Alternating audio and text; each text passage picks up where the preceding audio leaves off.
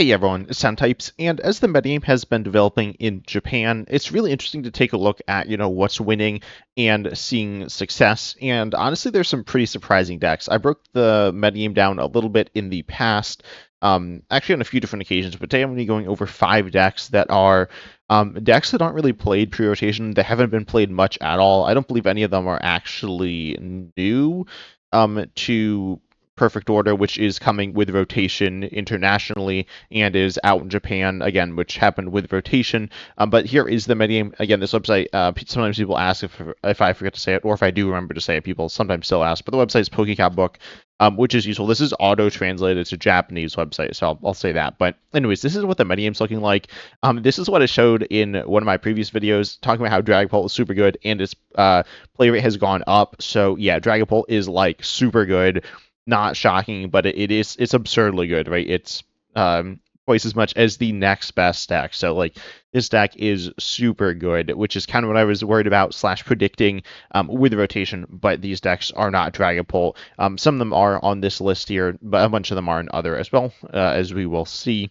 But anyways, we will take a look at the first deck here, which is the Team Rockets deck. This has been played some in Japan. It's not like the most played deck or winning like a crazy amount, but I think it's potentially a top 10 deck. And this deck, honestly, I haven't really looked into too much either.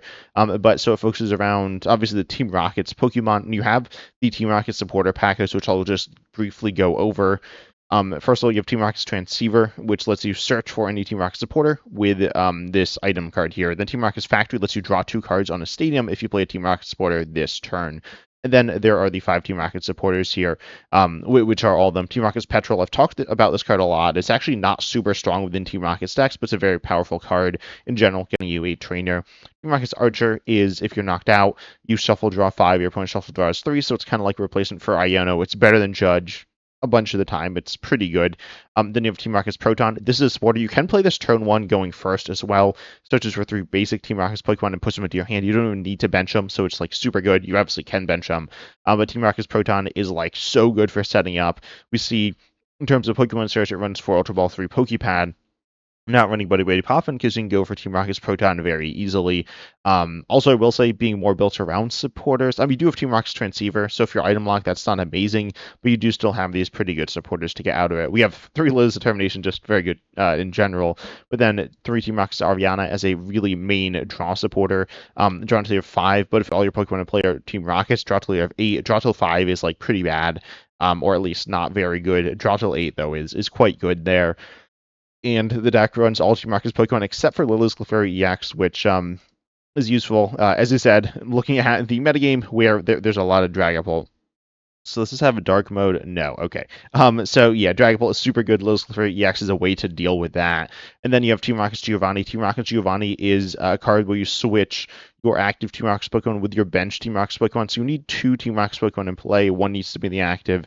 And then you Gust as well. You need to be able to switch in order to Gust. But it's essentially like Boss Orders or Guzma within the deck, except it's also searchable. It's a very, very powerful card within this deck. As I said, the supporter package is really good. It's really the main thing that makes this deck good. But then you also have the Pokemon here. And I guess a support card that's also important as well. Team Rocket's Energy, it's 2 energy. It's both Psychic and Darkness, but just 2 at a time. Also, if you didn't know, the way that these special energies work that are like multiple types, they are the types, like all the types there. So this is both Psychic and Darkness. It's just 2 in any combination. But if you had an attack that, for whatever reason, needed 2 Psychic, but it also needed required you to have Darkness attached. For example, with like Okidogi, right? This is a similar idea. Okidogi, not this Okidogi, this Okidogi here, it needs Darkness energy and also needs fighting. So you can pay for this using a fighting energy and then also like a luminous energy or something. It's every type. So it's multiple types at the same time, just a certain amount of energy. So it's a little weird there, but just wanted to clarify that. But anyways, you have that, which you can use to power up some different Pokemon. Team Rocket's Mimikyu is actually really good against Dragapult EX. It also is a pivot, which is cool. But for Psychic Colorless, again, one of those special energies or 2 basics there, potentially. You copy your opponent's active Terra Pokemon's attacks and use this attack. Again, look at the metagame. It's really copying Dragapult. There aren't really any other Terra decks seeing play, so Yeah, you're copying Dragapult. You can one-shot it with Lotus Clefairy EX and hit their bench is like really, really good there. Then you have Team Rocket's Wobbuffet here, which like heals your bench Pokemon, moves it to your points active, which is nice. It is kind of useful, but somewhat situational. Team Rocket's Articuno is a bit of a tech Pokemon, preventing all effects of attacks used by your opponent's Pokemon done to your basic Team Rocket's Pokemon. This is protecting your Pokemon from, and actually I think tomorrow I'm going to be making a video going over effects of attacks versus regular attacks to explain that. But that's stopping Dragapult EX, as I said, that's like super, super good. And yeah, your opponent can one-shot your basic Pokemon on the bench, like Team Rocket's Mimikyu or Team Rocket's Tarantula, using the Dragapult EX's damage counters, but Team Rocket's Wobbuffet, or I mean, Team Rocket's Articuno will completely stop that. There's not really anything they can do about it, right? So that's super, super good there. Speaking of the Tarantula, you have the Spidops. The Spidops is like a really important part of the deck, and I don't know if it's the main attacker, but it like kind of is. It's the easiest to power up using charging up, accelerating a basic energy from discard to this Pokemon. It does 30 for each of 2 rocks Pokemon in play, dealing up to 180, which is like it's okay. I mean, looking again at the metagame, it doesn't really hit anything for weakness that much, and then also it doesn't do that much damage, so it's a pretty mediocre attacker here, but it is okay. You have Team Rocket's Mewtwo EX for big damage. Team Rocket's Mewtwo EX also needs energy on your board, which the Team Rocket Spidops will get there. This cannot attack unless you have 4 more Team Rocket's Pokemon in play. This is not hard to do, but keep this in mind. You can't really tech this into, another deck. Also, this has the highest HP of a 2-prize basic ever, which is like obviously very good. It's at 280, which is like it's amazing. And then for 3 energy, you do 160, discard up to 2 energy from your bench Pokemon. You do 6 more for each card discard in this way, doing up to 280 there. So that's a lot, right? You can one-shot Dragapult EX with Lotus Clefairy EX, but you can also do a lot of damage to a lot of different Pokemon. You also resist Mega Lucario EX. Not sure exactly how relevant that is, but that definitely seems, I mean, somewhat relevant, right? They're going to struggle to one-shot you a bit. So ultimately, Team Rocket's Mewtwo EX is a very powerful Pokemon if you get it set up, and the post-rotation metagame is a bit slower, so this deck is working quite well post-rotation. I don't know exactly how good it is, but it is doing, as I said, pretty decently well here. Not like amazing, but it's okay. Then we have the next deck here. This one has been doing quite well in Japan. It's deck 5 here. I think 7 there. And this is a deck I have not been too familiar with, or I'm not super familiar with. So I'd love any insight into it in the comment section. I'm like vaguely familiar with it, but it focuses around Mega Diancie EX. This is actually the reason I'm making this video as well. This is the deck that really stood out to me as a good deck that I haven't talked about really at all. So Mega Diancie EX, if you're not familiar with this card, I imagine most people are, but I imagine most people aren't super familiar with how it came out. Specifically in Japan, it came out as part of a deck, and it was made to be powered up using the Wondrous patch as well, which I actually recently talked about in a video, but this takes 30 less damage for attacks, which is fine. I mean, then you have quite a bit of HP there with that ability. Then you discard up to 2 psychic or 2 energy from this Pokemon. Does 120 for each card discard in this way. Can be doing obviously up to 240 there. Can one-shot Dragapult EX with weakness, and you're doing 240. Yeah, you can one-shot essentially everything with Mega Diancie EX plus Dusknoir. You're not one-shotting Cynthia's Garchomp EX, or Steven's Metagross EX, but you are doing quite a bit of damage there. And then, I mean, you can use Dusknoir and Dusclops to really mess with your opponent there. Disrupt them by getting rid of their previous evolutions, and you can also use this to obviously take big one-shots, so I was talking about. And then we also see, in this deck, we see it playing... Oh, yes, I mentioned Wondrous Patch. If you're not familiar with that, you attach a basic Psychic from your discard to one of your bench Psychic Pokemon.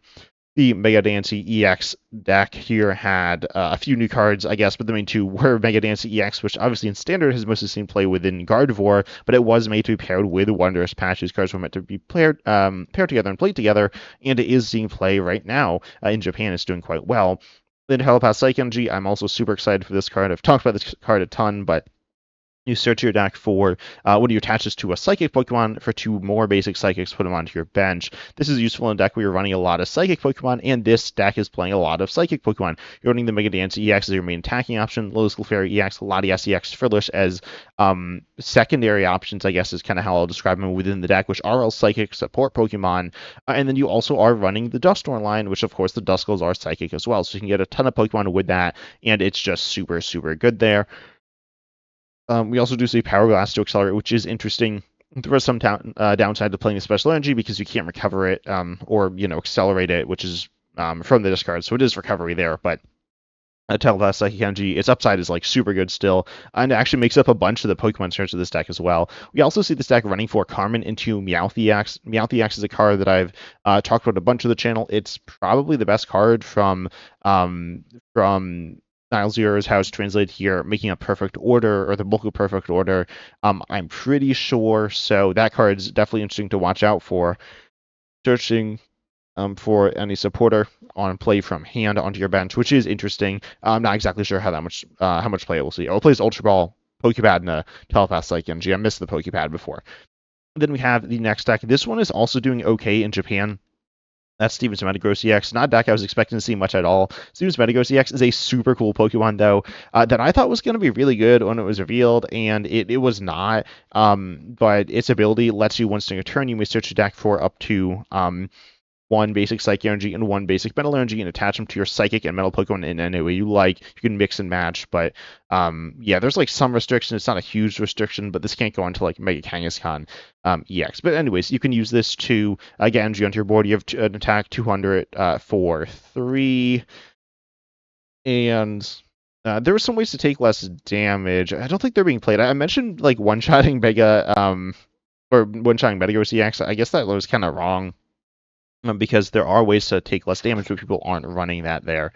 But people are pairing this with Empoleon EX. Also, this looks kind of weird with Lucian as like a disruptive supporter, kind of funny there.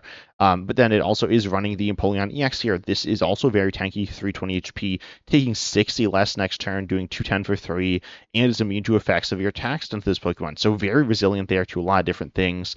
The deck also has a toolbox element to it as well, running Mega Diancie EX here and Lotus Clefairy EX, and also Mega Skarmory EX, a new card as well, doing 220 snipe to one of your opponent's Pokemon, which is a bunch of damage there, right? A very powerful snipe attack. Obviously, not being able to snipe Terras. So what are the targets for this? I mean, like Pheasantipty EX, something like Genesect DX to see here, Latias EX, Meowth EX, Lotus Clefairy EX, things like that, which are around. You can't snipe Teal'c EX, but I think this is still going to be very good. In some different situations, it is still like a low HP 3-prizer. It doesn't have Fruit Retreat, which is like kind of fun, but definitely a powerful card within the deck, not something you want to rely on, but can be very good. And we have the next deck here. This is one that I actually talked about with Uncommon Fossil a little while ago, and that's something that is, I don't know if this deck's any good, but all these decks did win a tournament. This deck, as I said, won. It's been like played a little in Japan, but it's an interesting deck focused around Hops Trevenant. This does 130 if one of your Hopswick was knocked out last turn. It's for 1 colorless, but with Hops Choice Band, Postwick, and Hops Snorlax, which aren't that hard to get into play, you're doing a whole, 130 plus. Now you're doing 220 for free, which is like quite good. You also have Gusting with Hops Double, and then you can run Telepath Psychic Energy for some like cool setup stuff. It's not amazingly powerful, but it's like okay. This is a deck where you're not running too many Psychic Pokemon, so it's not super good, but it's okay. And yeah, I mean the deck is just pretty cool. A fun single prize deck. We can use Hop Zacian EX, Lotus Clefairy EX here, I guess. That seems kind of hard to do, to be honest, because oh wait, no. You use Lotus Clefairy EX and then you double the damage with Hops Trevenant. For some reason, I forgot you could attack with Hops Trevenant and then hit weakness with Lotus Clefairy EX. But anyways, yeah, you can use that there against Dragapult, which seems okay. It plays 4 Mist Energy. Your bench still does seem a little vulnerable. It plays Psyduck and Shaman as well, but hopefully you'll be fine there. You are running 2-price liabilities on your bench to some extent, but the deck seems interesting. I don't know how good it is. Definitely the weakest of the decks in this video, but definitely a cool deck as well.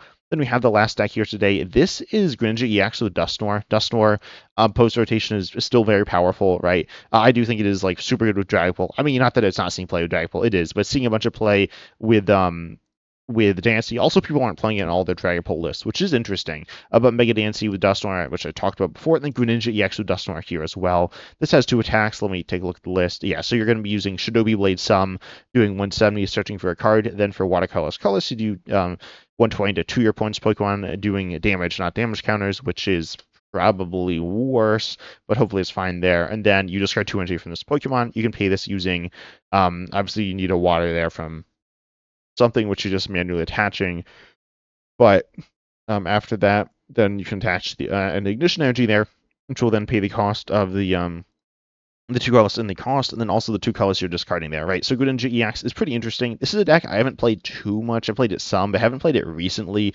So if any of you have played this deck recently, tell me in the comment section what your thoughts are on this deck. It also runs the Dunsparce, like kind of like a 1 or a 2-1 the Dunsparce, if that makes sense. It runs two of the basics, then one of the Dunsparce, then one of the EX, which is kind of cool there. You can actually attack with the second attack relatively easily as well. Ultimately, overall, I think that the metagame's shape you have to be a little interesting. Obviously, as I said, Dragapult is super, super good. So if you're not a fan of that deck, it could be kind of annoying, especially because it's been super good for quite a while by now. But I hope you enjoyed this video. Tell me what your thoughts are on these decks if you want to see anything more about these decks or different decks. But I hope you enjoyed. Make sure you like, subscribe, hit the bell, all that good stuff. And as always, I'm excited to see you in the next video.